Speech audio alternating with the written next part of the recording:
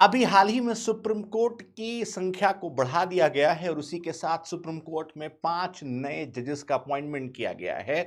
यानी अब तक जब हम सुप्रीम कोर्ट की बात करते थे तो सुप्रीम कोर्ट में जजेस की कुल संख्या 34 हुआ करती थी, यानी कि 33 जजेस और एक सीजेआई, जिसे कहा जाता था 33+1।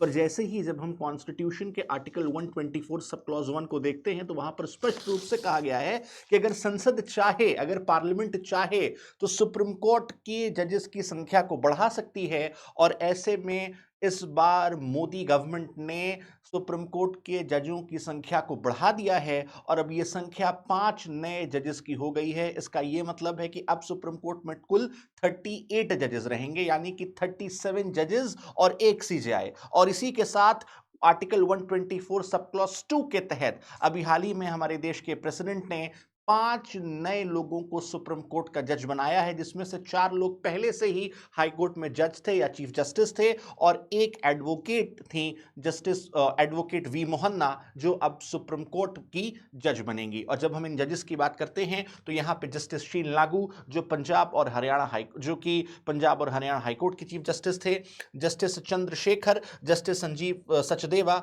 जस्टिस अरुण पल्ली और senior advocate V Mohana. Senior advocate V Mohana वही एडवोकेट हैं जिन्होंने lieutenant colonel Nitisha versus union of India 2021 और Babita Punia versus union of India 2020 में जो आर्म्ड फोर्सेस में महिलाओं के साथ सिस्टमैटिक डिस्क्रिमिनेशन होता है उसमें पिटिशनर की तरफ से पक्ष रखा था। और अब ये सुप्रीम कोर्ट की सेकंड वुमेन जज हो जाएंगी मौजूदा समय में, क्योंकि इस वक्त केवल एक ही सुप्रीम कोर्ट में वुमेन जज हैं, जस्टिस बीवी नागरत्ना। तो ध्यान रखिएगा कि सुप्रीम कोर्ट की अब कुल संख्या बढ़कर हो जाने वाली है 37+1, यानी कि 37 जजेस और एक सीजेआई। और उसी के साथ इन 5 नए जजेस का अपॉइंटमेंट किया गया है। जब हम इनके फर्दरेंस में इनके प्रोविजंस को देखते हैं तो आर्टिकल 124 सब क्लॉज 1 में इस बात को स्पष्ट किया गया है कि यहां पर अगर पार्लियामेंट चाहे तो वो सुप्रीम कोर्ट के जजेस की संख्या को बढ़ा सकती है। और उसी के साथ आर्टिकल 124 सब क्लॉज 2 में 5 नए जजों का अपॉइंटमेंट